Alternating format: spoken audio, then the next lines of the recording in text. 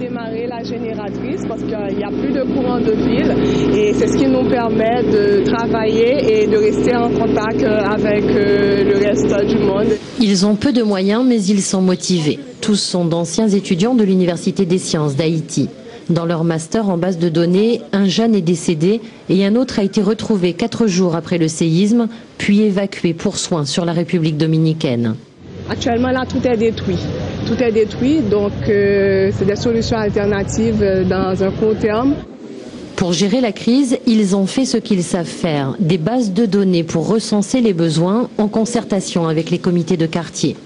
Aujourd'hui, plus de 2 semaines après le séisme, ils commencent à penser à eux et à leur avenir. Moi, je pense que ça sera quand même un peu difficile.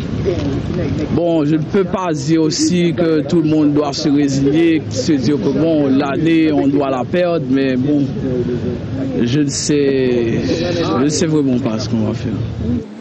C'est sûr, la rentrée ne pourra pas se faire en mars comme prévu. Mais pour ne pas perdre l'année, il est question de bâtiments préfabriqués et de laboratoires qui fonctionneraient à l'énergie solaire. Il ne restera plus ensuite qu'à obtenir une dérogation du ministère haïtien de l'Éducation pour modifier le calendrier universitaire.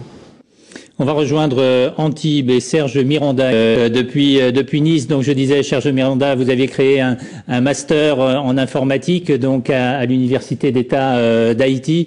Tout est presque par terre, on l'a vu. Vous allez essayer de faire repartir tout cela? Tout d'abord, c'est avec beaucoup d'émotion que je viens de voir ces images puisque j'ai vu Tayana Kurt, qui est le couple qui gère notamment le master sur place. Donc je vois qu'ils sont bien, je vois que tout est détruit. Mais je sais déjà par interaction avec eux toute la dynamique qu'ils mettent pour que tout redémarre.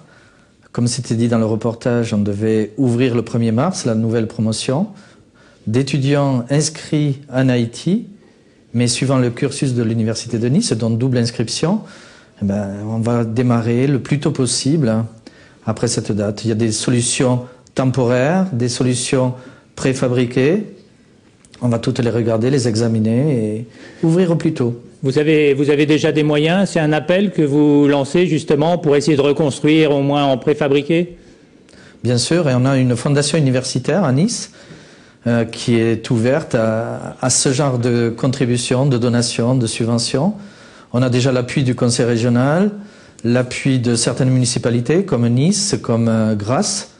Il y a aussi l'appel à des dons perso, des dons d'entreprises. Il y a une entreprise qui fait de l'éolien du côté d'Aix-Marseille qui va nous accompagner.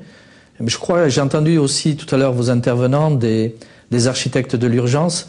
Il y a sûrement une réflexion à faire pour créer sur place un savoir-faire autour, par exemple, des préfabriqués antisismiques. C'est un bel enjeu pour Haïti, pour son futur, et puis peut-être pour toute l'humanité, parce que réussir le redémarrage d'Haïti sera un joli symbole. Vous sentez finalement au niveau des étudiants qu'il y a cette envie de se battre et non pas de baisser les bras là-bas? Elle est énorme cette envie, elle nous oblige personnellement, autour de moi c'est la même chose, à ne pas baisser les bras.